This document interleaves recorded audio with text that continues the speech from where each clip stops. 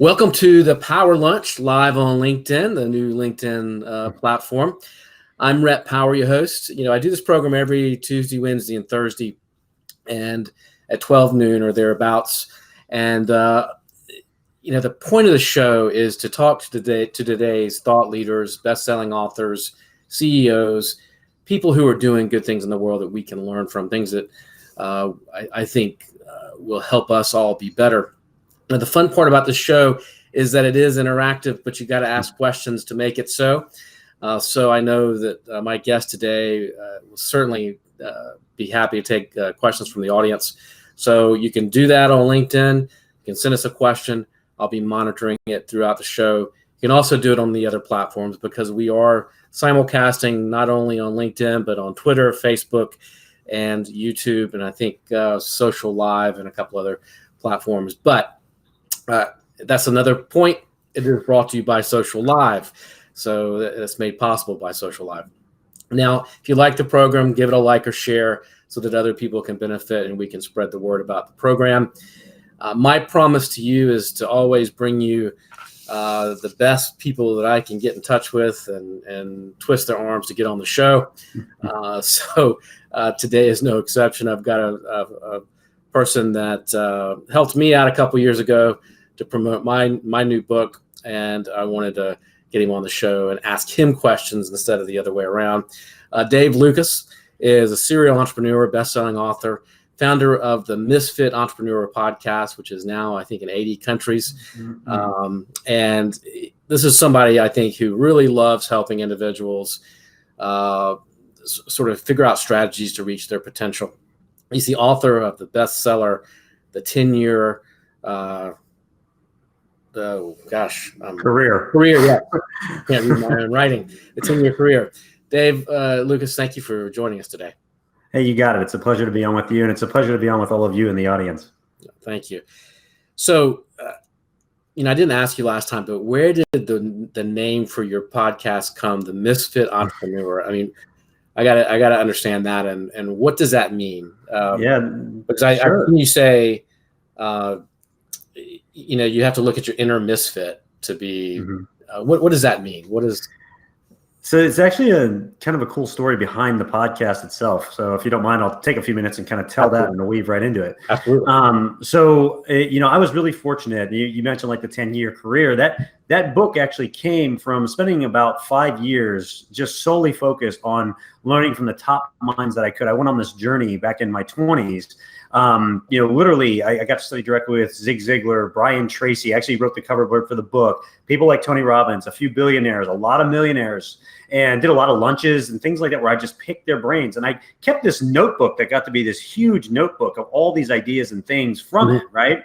And so people would tell me, hey, you've got to put that together into, a book or something someday. There's just, because I would carry this thing around, and somebody would ask me to consult, or even in my own business that I was starting, I would pull it out and say, hey, you know what? There was something on X and I got it right here from Tony or whatever. Let's implement that. Right. And people would say, gosh, you seem to have like all the answers in that thing, right? You need to put it into a book.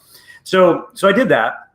And then a few years later, my wife and I made the decision to adopt our daughter from China. Okay. And that was about, going on almost 6 years ago now, almost 7 years.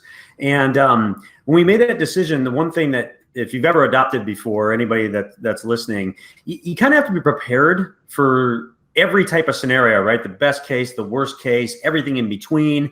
And one of the things that I'm keenly aware of, and one of the things I speak about a lot, is the fact that we are conditioned to be who we are.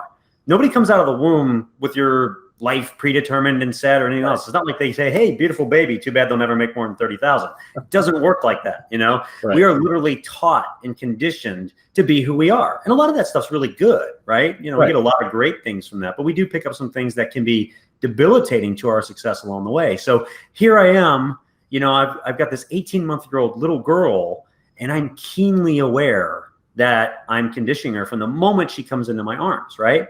And even at 18 months, I'm finding all of these teachable moments are coming up, right? And things are bubbling up from the past that I'd seemingly forgot. Things I wrote about in my book even, right? Right. And I'm working with her and just starting to become a dad with her. And I'm going, geez, how much of this stuff have I forgotten over the years? And so as I thought about it, I said, well, there's got to be a way to immortalize this amazing information from those I've learned from, those I'll get to meet, people like yourself, things that I learn along the way, so that Hannah can learn, my daughter, can learn from her daddy and his misfit friends. And that's kind of how it all started. And as I thought about it, look, everybody's a misfit. We'd all be the same if we weren't, right? And I think that word a lot of times is used in a negative way in this world. Like that person's a misfit. They're an outcast. Well, you know what? We're all a misfit. We all have this uniqueness about us, this inner misfit, that if we unleash it in the world, can do amazing things, right? And really unleash our potential.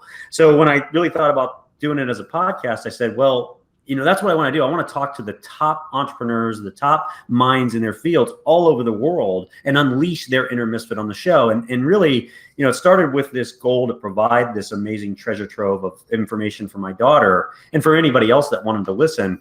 But nowadays, it's morphed into a mission, not just for that, but a mission for the fact that I truly believe that one great episode can change someone's life. And I believe that now, being almost a couple hundred episodes in, because I get these notes from people that are like, your episode was so-and-so. It was the one thing that I was looking for. I was about to quit, and what he said or what she said gave me X, Y, and Z that I needed to get over that hump. Thank you so much. So, now it's become kind of a mission, for that. And it's been a fun ride. So everybody's a misfit, I think. And that's the takeaway. It's just whether you choose to embrace it and unleash it in your life.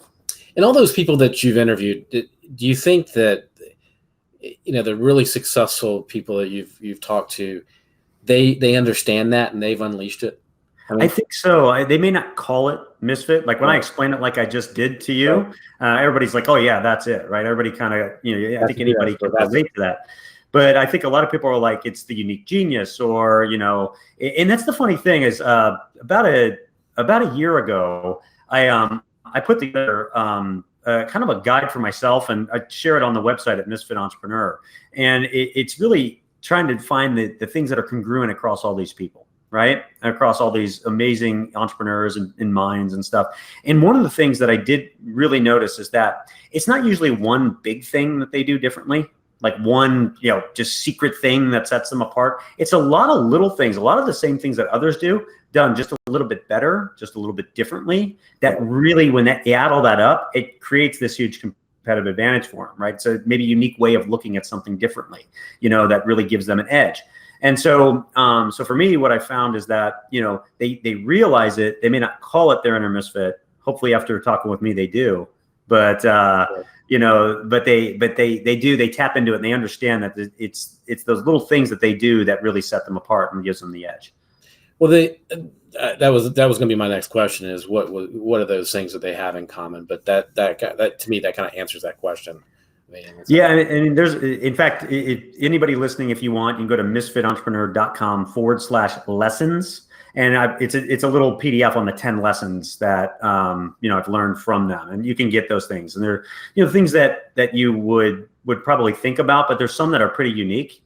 One of my favorites is I actually created a formula based upon everything I learned from these people over the years. It's called the DCP Formula. And that was an epiphany for me. And it was something that kind of always did, but awareness is the catalyst to change, right? When you're aware to something, you're that much better at it. You okay if I share it?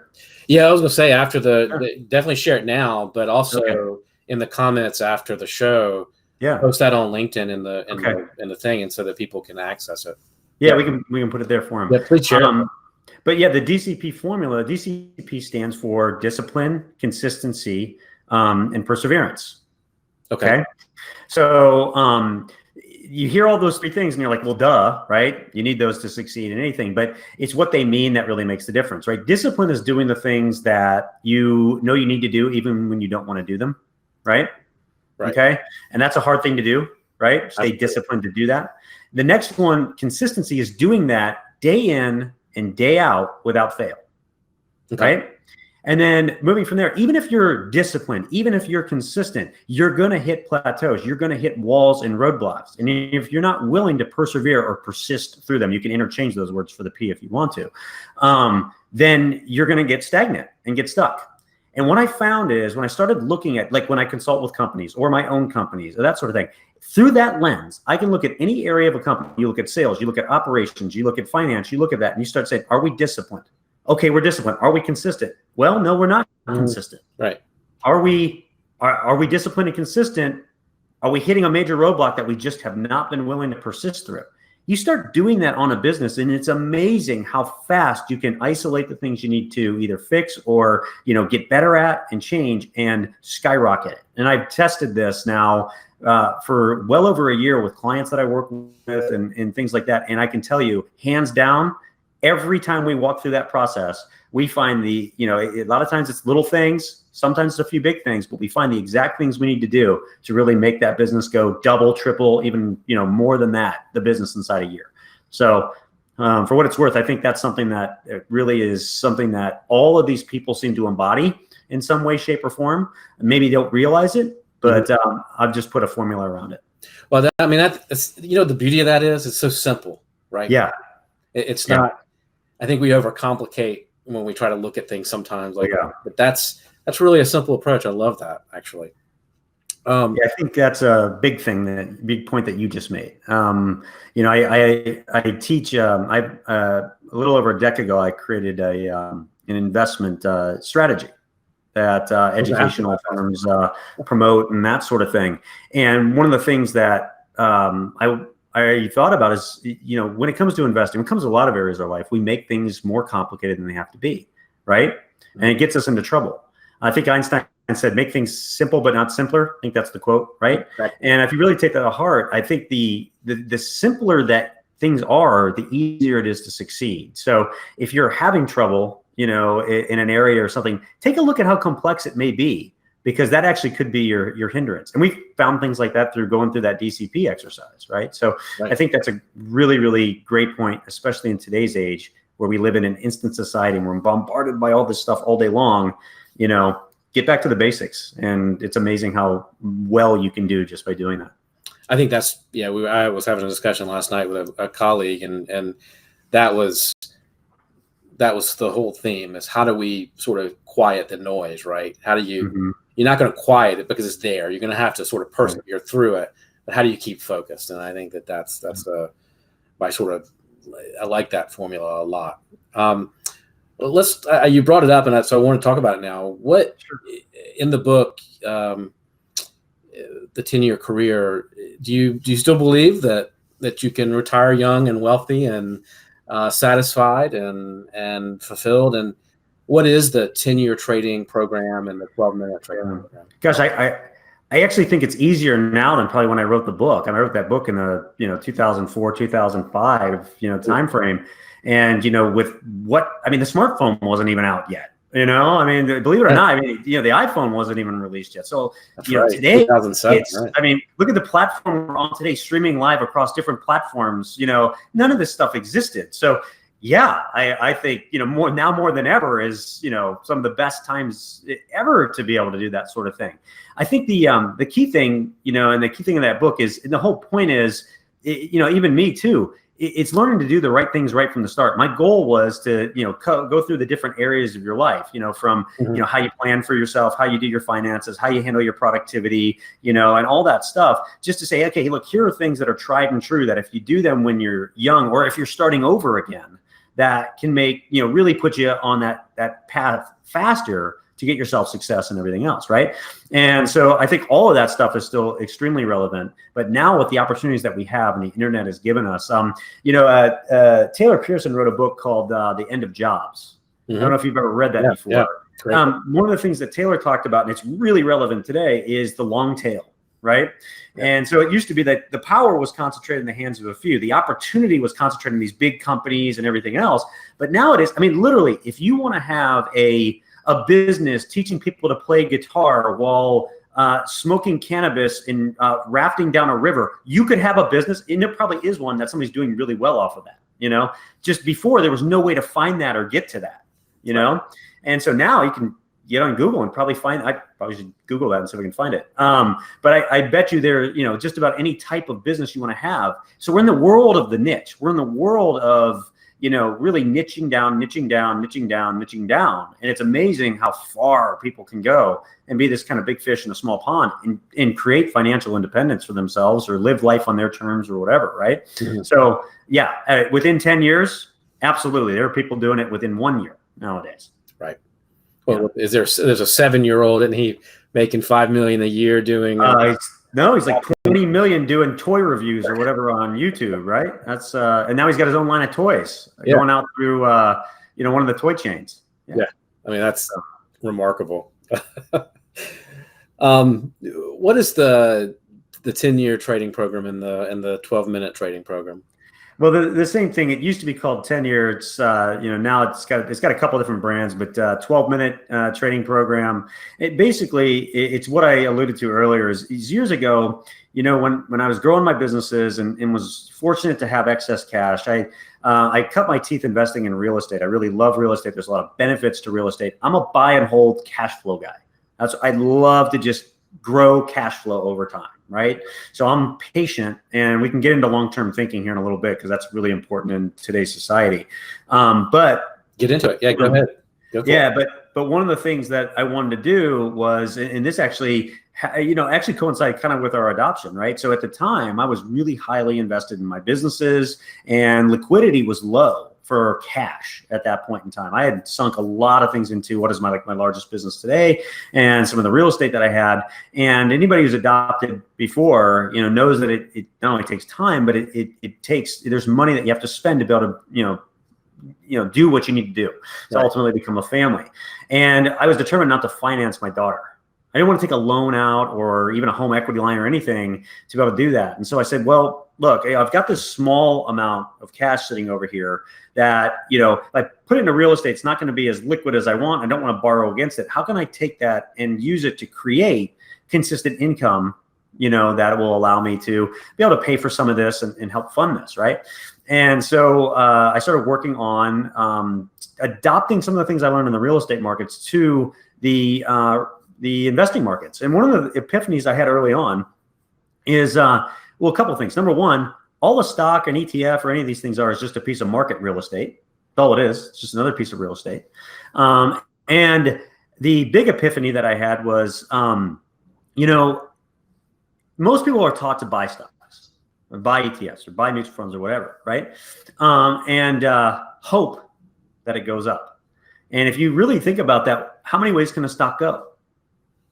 Up or down? Or stay the same. Right. So that means if you buy a stock, you have a 33% chance of making money.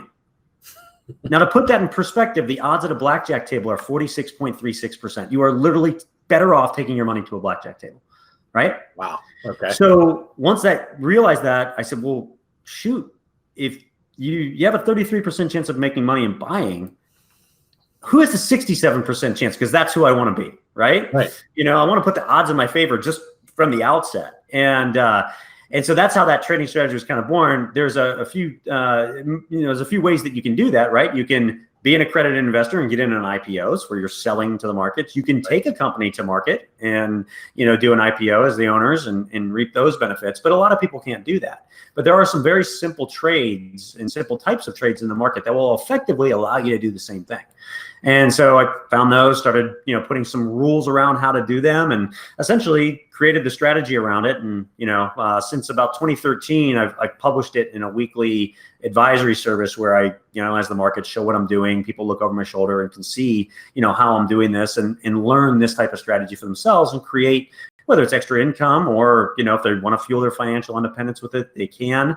But it's been a great strategy. At this point, almost 90% of our trades succeed. And, we've got about an 18 to 20% return per year. So, and so it's very consistent, but it takes less than 12 minutes a week to do. That's why it's called 12-minute trading. And so that was for me, running businesses, working 80, 90 hours a week. I didn't have time. I know a lot of professional traders. They're amazing, but they sit in front of a screen for 10 hours a day. I can't do that. Where can they find that? Is it 12minutetrading.com? Okay. They just go to that and they can learn about it. Yeah. Okay. Excellent. I think that's very, very interesting. How do you, if I realize, and you're an entrepreneur, you've been doing this for a long time. Mm-hmm. You've talked to hundreds of people and interviewed probably a couple thousand by this point. Mm-hmm. Let's say I know I need to change some habits in running my business. Yeah. how do I get started in doing that? I mean, how do I realize, let's say I know I have a culture problem or something like that, but I want to change. Where do I even begin? I mean, you've talked to a lot of people. And Tom Zig Ziglar's son, said something to me that was very profound, right? The best way to change to success is to replace a bad habit with a good habit. Okay. Now, if you think about it, if you start today and you pick one bad habit and you replace it with a good habit, and the typical time they say is 21 days, right, of doing a good habit, and it's kind of cemented, right? So imagine every 21 days, if you picked a bad habit and replaced it with a good habit, where you'd be in a year. Okay. I think people overestimate what they can accomplish in a week and underestimate what they can do in a year. And that's because of our society. I mentioned long-term thinking a little bit ago. Right. This is something I'm really passionate about, because another thing that almost every one of these entrepreneurs that and these great minds that I get to work with either have naturally or do is they have a long-term mindset. Right? They don't look at things in the today or tomorrow. That's important to them, but they have a direction. They know where they're going over the long term. And in a society where we stop the microwave with 3 seconds left and we can't even wait 3 seconds anymore, that's rarer to find. Right. And it's amazing what can be accomplished if you, I always say, like water dripping on a rock, consistently water dripping on a rock over time, what can be done, right? And so, that's the first thing is, if you've got a bad habit in the area that you want to fix, you yourself as the leader needs to replace that and do a good habit. Right. Then you can work on your employees, work on your culture, that sort of thing. We said it before, awareness is the catalyst to change, right? So you got to be aware of it. If you're aware of it, you can change it, right? Right. The next thing I would say is practice that DCP formula. Look at that area of the business and say, hey, discipline, consistency, persistence, or perseverance, right? And then, the other thing too is there are 4 rules that I use in leadership that I think are really important that you need to employ in any business. And the first rule is that people support what they help to create. If you don't allow the people in an area of your company to have some sort of input and some sort of skin in the game, essentially, with something, you're missing out. Okay? Because people support what they help to create. The second one is people want to be part of something bigger than themselves. Right. So if you can share with them and show them, look, you're not just doing a job. You're making this organization better or making this area better, and this is where it's going because of your efforts. And really passionately believe that and share that with them. Again, they're going to be that much more engaged to help you with what you're doing. The third one is to set clear expectations with people, right? People live up to the expectations that are set for them. So if you're not setting the expectations for the culture you want to have, right? Not setting the standards for who you want to be, or the company should be, or the area of the company, whatever it is, whatever role you're in, right? Then you're missing out on a powerful thing to help you in your life. When's the last time anybody sat back and said, what are my standards? When's the last time you did that? So it's a great exercise to do, maybe a couple times a year. Just put on your calendar, sit back and say, what are my standards? And then the last piece that I always share is that recognize the fourth thing: recognize people when recognition is due. That doesn't mean you just recognize them to recognize them. When somebody goes above and beyond and really does a great job or really puts the extra effort in, make sure you notice that. Make sure you recognize them for that, and that feeds through to being part of something bigger. It feeds through to the expectations. It feeds through to supporting what they help to create. So those all feed together really, really well. And so if you can utilize them, it'll help your business grow and have a much more better culture at the same time. Is that, I did want to ask you about Grasp Technologies. Yeah. When you guys have been on the 5,000 list, the Inc. 5,000 list. Yeah, 5 times now. Yeah. It's like all the time now. You've grown 50% a year for the last 10 years. One of the best entrepreneurial companies by Entrepreneur Magazine. Right. You were just describing it. You were just talking about your management style, I guess, to an extent. Yeah. Is that how you sort of accomplish that? In group Grasp Technologies. I mean, how do you? Absolutely. What makes you guys different? I mean, absolutely. Yeah. And look, this is not me. This is a team thing. This is, when my business partner and I started almost 15 years ago, we both said to ourselves that, look, this company is the people that is in the company. In fact, our mission, the way that everything's set up, our brand promise, all of that surrounds us. Like, our mission is happy employees, happy customers, everybody wins. Simple, right? But if you do those two things, you're going to win, right? And so, culturally, all that stuff. I mean, we've always done things different. We've always done things unique. Graspers are a different breed. When they come in, we hire maybe 1 in every 70 that we interview. We have a very long hiring process. And during that process, they interview with multiple areas of the company. If anybody throws a flag, we err on the side of that. And, sorry. You may be a good fit for a role or something like that. But if anybody does that, because we know what it's like to have a culture where if you inject the wrong thing into it, what it can do to it. And there's probably been some really good people that we might have passed up because of that. But we've gotten a lot of amazing A players because of that and build a team that is second to none in our space. The reason that we do so well, we're in the business intelligence and the data management space. There's a lot of companies that do that.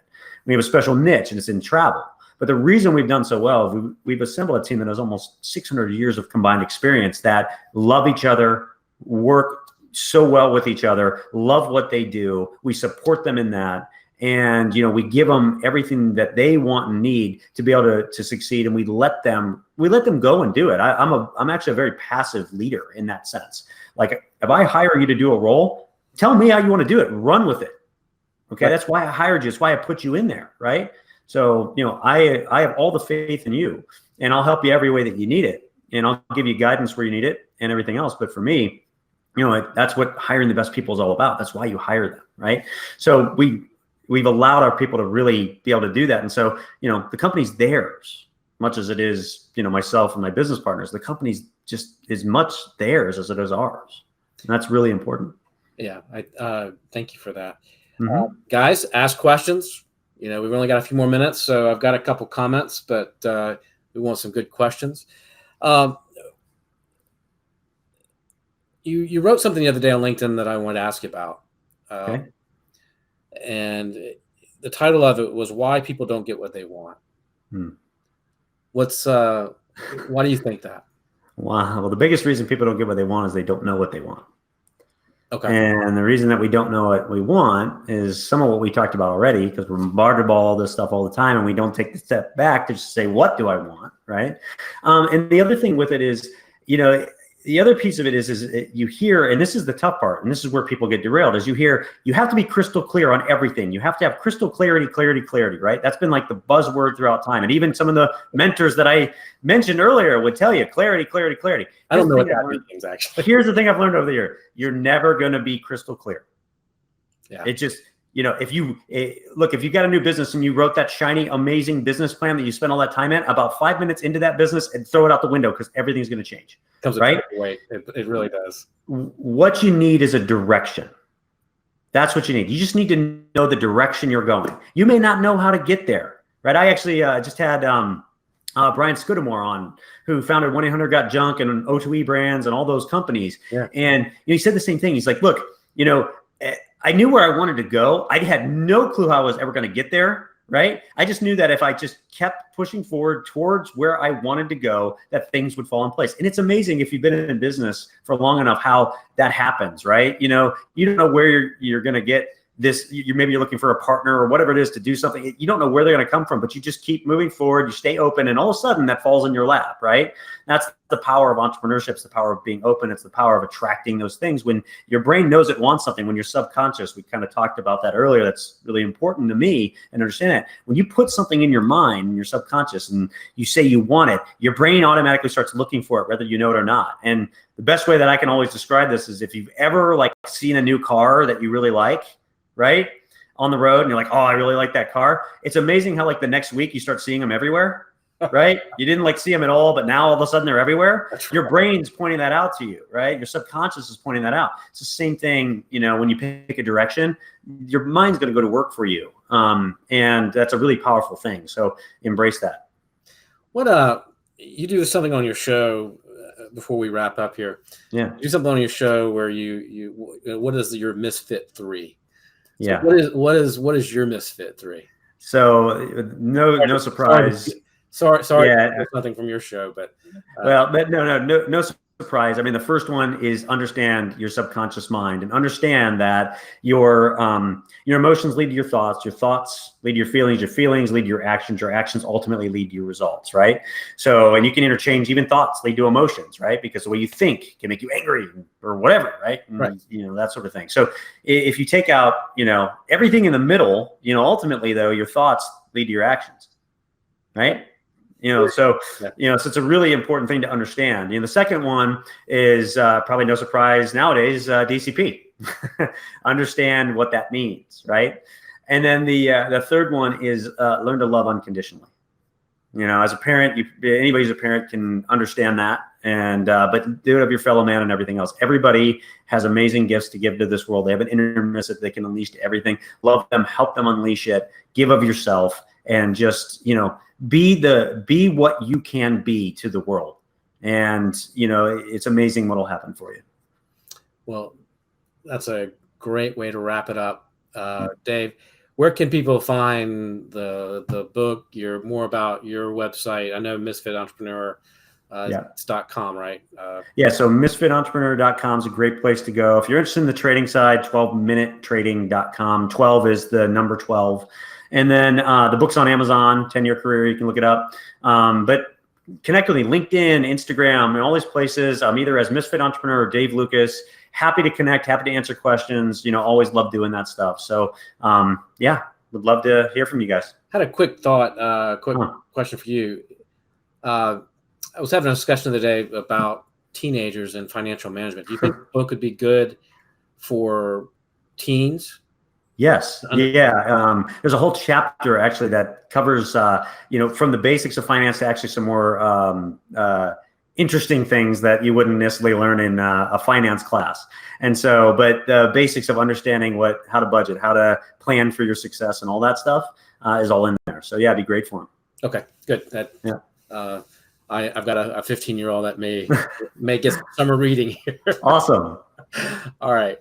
Dave, thank you so much. Guys, tomorrow I've got a special show. I've got Lance Brown. We're going to be talking about internet security, and we're going to be talking about his new book that's on my Forbes list. And thank you for tuning in today. This has been the Power